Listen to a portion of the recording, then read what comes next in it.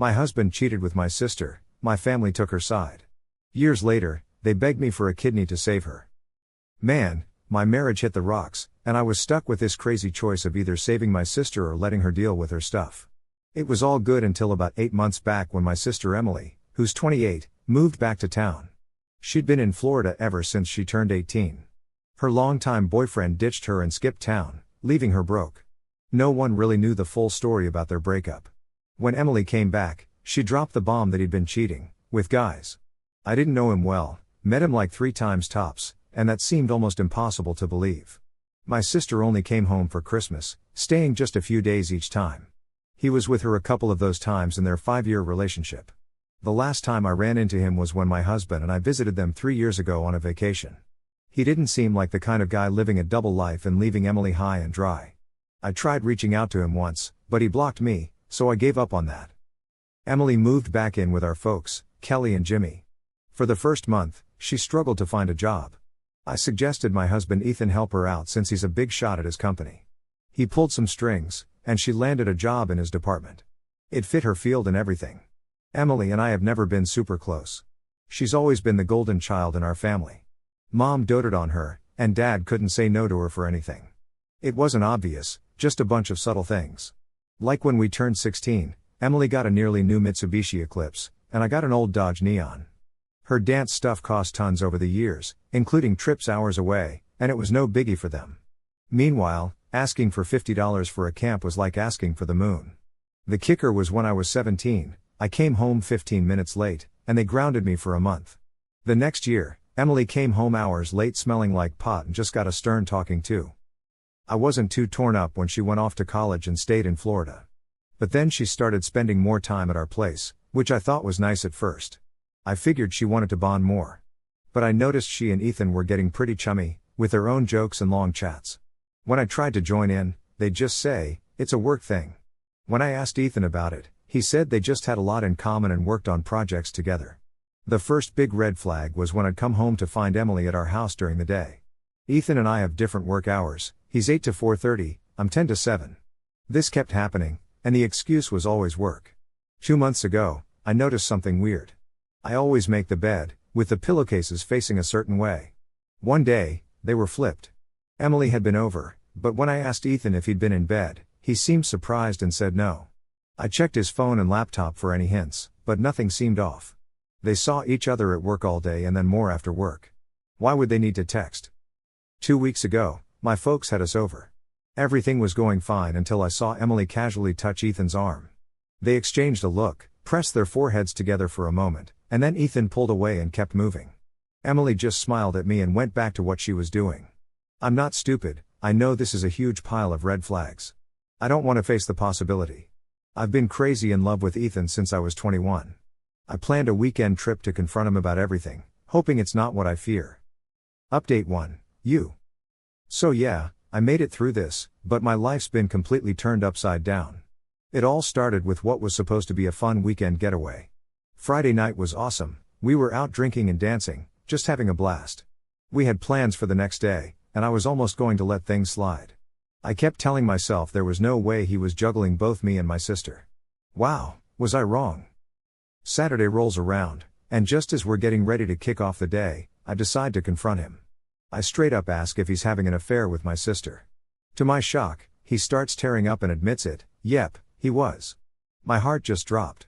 I asked why, and he apologized, saying he didn't plan for this to happen, but they just clicked, and before they even knew it, they were kissing, then more. I then asked if he had been sleeping with her in our bed when I was at work. He just hung his head in shame. That was it. I grabbed my handbag and drove home alone. He showed up hours later in an Uber with the rest of my stuff, trying to apologize. I couldn't even look at him. Through my tears, he packed a bag and left for a motel. The next day, I told my parents what happened. Turns out, they already knew. They sort of apologized and let me know Emily had taken off the night before and might not be back for a few days. Pretty sure she went to stay with Ethan. This all went down 3 months ago, and now our divorce is just about finalized. Ethan found an apartment, and Emily moved in with him. At this point, the only reason I'm talking to him is to sort out the divorce. Initially, he said I could keep the house and our savings, probably feeling guilty. But a few days later, He decided we needed to split the house, which was totally Emily's idea, I'm sure. Luckily, I'd already moved the money into a new account, so that part was drama-free. It's crazy how 9 years just vanished like that. He has no clue what he's in for with her. Emily's a real piece of work and will drop him eventually. After everything blew up, she even had the nerve to post a picture on Facebook, her and Ethan, all cuddled up, with the caption "feeling loved." It was gut-wrenching. I logged out and deleted the app. Then she texts me, "Sorry sis, didn't mean to tag you. No hard feelings, hope we can still be close. You'll meet your soulmate someday too." I blocked her everywhere. My parents haven't been much better.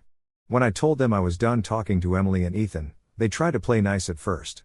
My mom said, "This shouldn't have happened, but your sister deserves to be happy too. You'll meet someone and we'll move on." That really set me off, so I told them about Emily's post and her text. My mom just said, "Well, you shouldn't be on that stuff anyway." My dad just sits there silently, and when I asked for his thoughts, he simply said, "I agree with your mother," and walked out. I've decided to cut ties with them too. The house will be sold soon, and I'm planning to move to another state without telling them where or when. As far as I'm concerned, I'm done with them all. Fast forward 4 years, and here's a big update: I'm engaged. It took a lot of therapy to bounce back after what happened, but I started dating again after moving to Minnesota. I had a few dates, one guy was particularly annoying, and I swore off dating for a while. Therapy really helped with dealing with my ex and sister's betrayal, plus my parents' lack of support. After a tough year, I met Austin, who's 37, same name as my dad, funny enough. But Austin is amazing. He's a chef and runs a successful restaurant with his twin brother, Jack. I'm really excited about starting this new chapter with him. Now, let's talk about my family's nerve. I didn't contact them for almost 9 months after I left. Only my closest friends and a few cousins knew where I was. Then out of the blue, I get a wedding invite in the mail, for Ethan and Emily. The invite had this cringe photo of them in a sunflower field. There was also a note from my parents, basically saying I need to forgive and move on because we're family, and families work through things. Can you believe that? So, Emily wanted me to be a bridesmaid, just like she was for them. The letter really brought back a ton of old feelings, ones I thought were long gone. My therapist definitely noticed an uptick in sessions because of it. Even though now I can laugh about the whole thing, at the time, it was far from funny. I didn't even bother replying. Instead, I spent my energy figuring out which of my extended family members gave away my address to my ex-fam and promptly cut ties with them too. Fast forward to the latest saga. Last week, of all people, Ethan showed up at my apartment. Austin and I haven't moved in together yet, but we're planning to soon. Ethan was looking a bit too polished, like he was trying to make a good impression. I was blunt and asked him, "What do you want?" He answered, "I just want to talk. I'm so sorry for what I did. Emily and I are getting a divorce. Turns out she was cheating on me our whole marriage." What a shocker, right? I know you won't take me back, but I think we should talk and get some closure for both of us. I just blinked, thinking he must have lost his mind. With a straight face, I told him, "No closure here. You dug your own grave. Did you really think Emily, who's had more guests than a Holiday Inn, would suddenly stop just because you put a ring on it? You're more clueless than I thought. I forgive nothing, want nothing, and couldn't care less. I'm better off now, and that's how it'll stay. You can go to hell." Then I spun around, went back inside, and locked the door. I immediately called my landlord, the sweetest old lady who's known me and my story for years. Ethan was still lingering in the hallway. But soon enough, her 2 nephews, who help around the property, showed up and told Ethan he wasn't welcome there and would be trespassing if he came back. I hoped that was the end of it, but nope. I have a pretty chill 9-to-5 job now, so I hang out at the restaurant Austin manages most nights.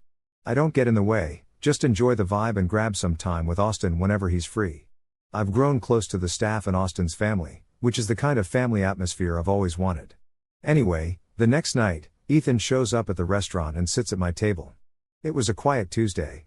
Austin noticed and came over. He knew about Ethan from the pictures I'd shown him. Ethan tried to shake hands with Austin, who just looked at it and asked me, "Want me to kick him out?" I said, "Not yet, I have some questions." Ethan looked all hopeful. What a joke. I asked him what went down between him and Emily. I'll admit, it was a bit of morbid curiosity. He said she was having at least 2 affairs with married guys. Old habits, right? It's been 2 years. He said it was a tough time for him.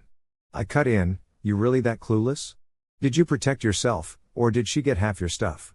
With a grin, Ethan said, I hung on for almost another year to save and sell off some stuff. In the end, she got way less than she would have. Then he said she had to move back in with my parents. I was like, yes, that's what I wanted to hear. So I said, you can go now. Austin, you heard me. Get him out. Ethan tried to argue, but I shut him down. No forgiveness, no closure. Just wanted to know my loser sister's back with my parents. Out. Austin stood up and pointed at the door. The bartender and 2 waitstaff were glaring at Ethan, so he tucked his tail and left. As he went, Austin said, if you come back. And Ethan quickly added, yeah, cops, trespassing. Once he was gone, everyone checked in on me, which was both sweet and a bit embarrassing. Austin's family even insisted I stay with him for a few days to be safe. Never had a family like this looking out for me before. I haven't heard from Ethan again, and fingers crossed, I never do. Oh, update. Didn't expect to have another one, but here we go. I'm a 41-year-old mom of 2 boys, 6 and 2. Austin and I are doing great. I now work part-time as an office manager at the restaurant, and Austin's cousin, Samaya, invested in the biz. We even opened a second location. So, life's pretty good. 3 years back, things got pretty hectic, but since the 3 of us stayed super dedicated everywhere, we've been doing great. Plus, it gives each of us a bit of personal time. It wasn't ideal, but I think I got pregnant while I was living with Austin after his parents insisted because of what went down before. Now, they laugh and say they've always wanted to be grandparents, and it was all part of their master plan. Here's the update. After the previous time Ethan found me, I figured it wouldn't be long before my folks or sister showed up. It didn't happen right away, so I relaxed a bit since I felt I had a strong support system and returned to social media. I kept my distance from most of my family, even the extended ones, but I knew they could find me if they really wanted to. I didn't get my first message until after our first kid was born. It was from my mom with a half-hearted sorry and talk of forgiveness, plus curiosity about her grandkid. I was going to block her because I wasn't thrilled with her claiming my child as her grandchild. I replied, you don't have any grandchildren. I'm not your daughter, so my kids aren't related to you. If you want grandkids, maybe push Emily to do her thing. Then I blocked her again. She kept making new accounts and tried reaching out, but I always denied or deleted them. Fast forward to the recent drama, I was suddenly bombarded with messages and requests. They were sob stories about missing out on their grandkids' lives and wanting to patch things up. Honestly, I didn't care. I had no plan to let them back into my life. Then, the unexpected happened. Emily reached out. She wasn't saying much except she really wanted to talk. After about 3 weeks, I agreed to a Zoom call, just me, no kids. Right from the start, they wanted to see the kids.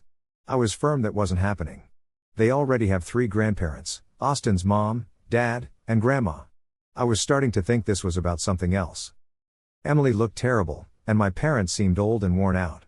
Once we started talking, they all began apologizing for everything, even Emily. She admitted she was wrong and wanted to reconnect. It sounded ridiculous to me. Mom quickly jumped in with her usual speech about families sticking together. When she was done, I asked, is that it? I'm leaving. That's when they desperately told me Emily's kidneys were failing, and she needed a transplant. That's why they were so eager to contact me. A family member is likely the best match. I couldn't believe it. So that's why you're reaching out? You want me to save her, after everything? My husband wasn't enough, now she needs a part of me too? My mom snapped, stop it. That was ages ago. I know you hate us, but she'll die without a transplant. Please, just this once, can we look past it?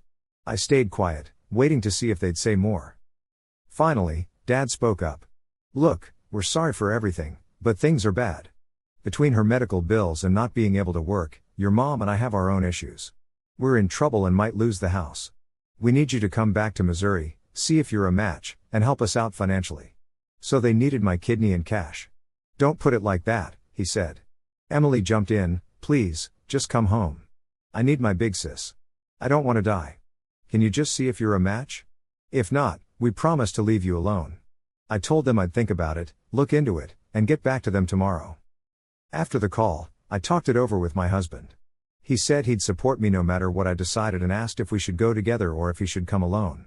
I said no to both. I was going to handle this on my own. So, here's where I am now, letting my old family know I'll do the lab tests here in Minnesota and see where it takes me. So, I got a message about a possible match, and they wanted me to come by so we could chat about everything. About a week later, I got the results and it turned out Emily and I were like a spot on match. I decided to head back home to St. Charles. But by the time I got there, Emily had some issues and needed a trip to the hospital. This was kind of a relief since it got everyone off my case about doing dinner. Honestly, I had zero plans to hang out because every time I turned around, my parents were bugging me about helping them with money troubles. They managed to get Emily stable, so I went to talk to the doctors who'd handle the transplant. They started the whole rundown with me, and I told them I wanted everyone to hear the spiel. We all gathered in Emily's room where my folks were already waiting. The doc laid it all out. Emily had maybe 6 months without the transplant.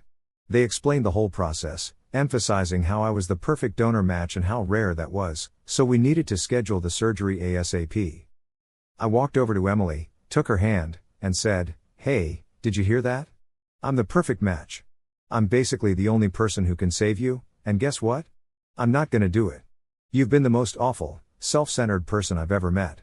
I came here just so you'd know the one person who could keep you alive is the one you treated the worst. Now, you're paying for that. You're gonna die. Better come to terms with it." Emily started crying, and my parents looked at me, ready to blow up. The doctor and nurse just stood there, totally stunned. I turned to my parents and told them, "Don't even try talking to me again, and don't ask me for anything, ever. The only money I'd spend on you would be for a funeral, but only if I get the ashes so I can toss them in the grossest trash bin I can find." Then I walked out and didn't look back. Now, I'm back home with my real family and couldn't be happier. Thanks for following along with this wild ride. Don't forget to subscribe and ring the bell so you don't miss any crazy news stories.